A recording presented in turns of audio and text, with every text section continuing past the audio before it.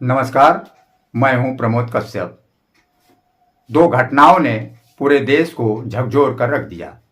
एक घटना कानपुर की तो दूसरी बुलंदशहर की घटना ने पति पत्नी के रिश्ते को ही झकझोर कर रख दिया। जहां कानपुर के घटना में एक पत्नी ने पति को मरवाने के लिए प्रेमी को सुपारी दी, तो वहीं बुलंदशहर में एक पति ने पत्नी को मरवाने के लिए शूटरों को सुपारी दी और शूटरों ने पैसे के लालच में उसकी ही हत्या कर दी। तो आप जाइएगा नहीं, आपको पूरा विस्तार से बताएंगे। तो कहीं न कहीं देखा जाए तो सामाजिक स्तर का ग्राफ गिरता नजर आ रहा है। 4 नवंबर की घटना है कानपुर की। 4 नवंबर की घटना में एक एक्सीडेंट होता है और उसमें अध्यापक राजेश गौतम, जो कि पेशे से प्रॉपर्टी डीलर भी हैं, उसकी मौत हो जाती है। जबकि राजेश गौतम के घर वालों को यह मान्य नहीं होता है कि सड़क दुर्घटना में उनकी मौत हुई है और उन्होंने आरोप लगाया कि उनकी हत्या की गई है। और दूसरी घटना बुलंदशहर में, जो कि एक पति ने पत्नी को मरवाने के लिए 4 लाख रुपए की सुपारी देता है पत्नी को मरवाने के लिए शूटरों को, और उसके बाद जो है कि हम आपको बताएंगे कि अंजाम क्या होता है। कानपुर की घटना में पत्नी ने अपने ही प्रेमी को सुपारी देती है पति को मरवाने के लिए 3 लाख रुपए की, और अपने ही जाल में फंस जाती है।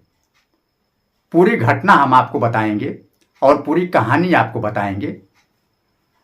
घटना है 4 नवंबर की, दुर्घटना की। उसके 15 दिन के बाद पुलिस खुलासा करती है। विस्तार से बताएंगे आपको।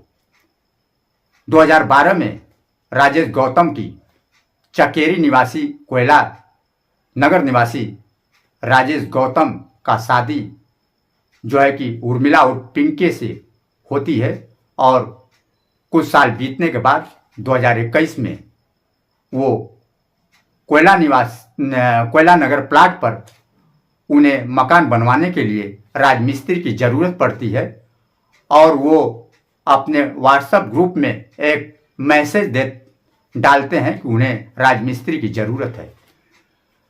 उस मैसेज को हेमंत सोनकर देखता है और उसके बाद जो है कि शैलेन राजमिस्त्री से उसका मुलाकात करवाता है। सुजानपुर निवासी शैलेन सोनकर से मुलाकात करवाता है और उसके बाद कोयला नगर प्लाट पर बातचीत होती है और उस पर जो है कि कंस्ट्रक्शन का काम मकान बनवाने का शुरू करवा देता है।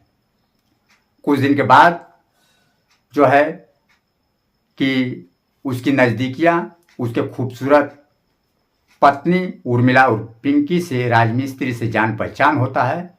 आपको दूसरी घटना में बताएंगे कि किस तरह से जो है बुलंदशहर में एक पति ने पत्नी को मरवाने के लिए शूटरों को सुपारी देता है, और इसके बाद जो है शूटर कई दिनों तक पत्नी को मारने के लिए वो रेकी करते हैं और वो नहीं मार पाते हैं। कारण ये होता है कि तेजपाल की पत्नी, जो कि काकोड़ी थाना क्षेत्र के बिछड़ गांव के निवासी हैं तेजपाल, वो अपने पत्नी को मरवाने के लिए सुपारी देते हैं, और उनकी पत्नी के घर के आसपास जो है सीसीटीवी कैमरा लगाया हुआ है, और कई दिनों तक रेकी करने के बाद शूटरों ने वो मारने में नाकाम होते हैं, जबकि वो 6,20,000 रुपया वो सुपारी के रूप में दे चुके थे।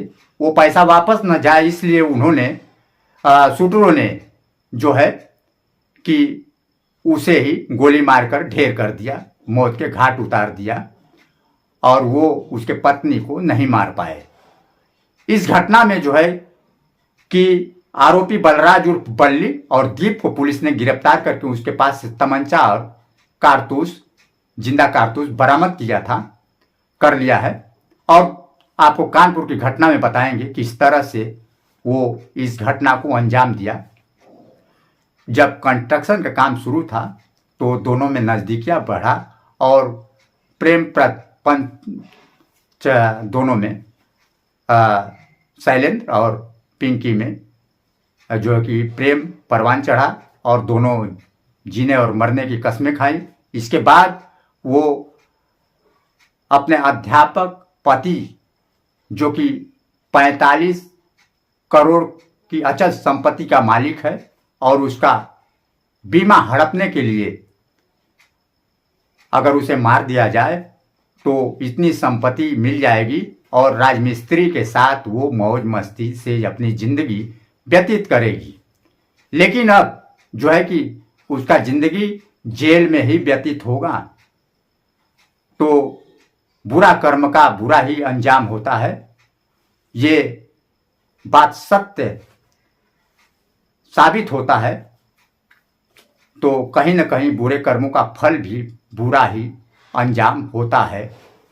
इसके बाद जो है कि उसे सुपारी देती है और वो एक दिन चुनता है और योजना बनाता है और तरकीब उसको आती है कि अगर एक्सीडेंट से उसका हत्या कर दिया जाए तो किसी को भी नहीं पता चलेगा और वो सांप जो है निकल जाएगा।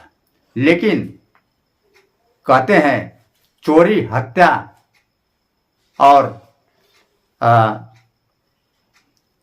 ये छुपाए नहीं छुपता, इश्क छुपाए नहीं छुपता, कहीं न कहीं इसका पर्दाफाश हो ही जाता है।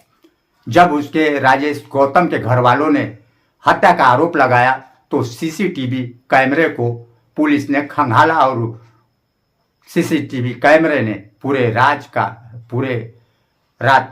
का पर्दाफाश कर दिया और उसमें जो है कि किस तरह से हत्या को कार द्वारा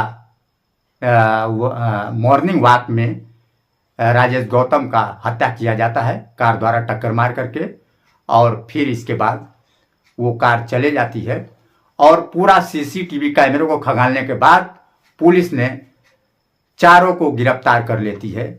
उर्मिला उर्फ पिंकी, विकास सोनकर और सुमित कठेरिया को हत्या के जुर्म में गिरफ्तार कर लेती है। तो कहीं न कहीं देखा जाए तो ऐसी घटनाओं में जो कि एक सामाजिक स्तर गिरता नजर आ रहा है, तो कहीं न कहीं हमारा समाज कहाँ जा रहा है ये एक सोचने की बात है। तो कहीं न कहीं एक घटना दूसरे घटना को पैदा करता है, जन्म देता है और फिर दूसरी और फिर तीसरी घटना को जन्म देता है। तो कहीं न कहीं इस घटना को रुकावट करने के लिए ये जो है कि शासन प्रशासन को इसे चेतना चाहिए। तो कहीं न कहीं इसकी कमजोरी भी जो है कि पुलिस विभाग को भी जाता है कि इसका खौफ और इसका डर आज भी क्यों नहीं है। बस इतना के लिए आपके साथ फिर से मुलाकात होगी प्रमोद कश्यप के साथ। नमस्कार।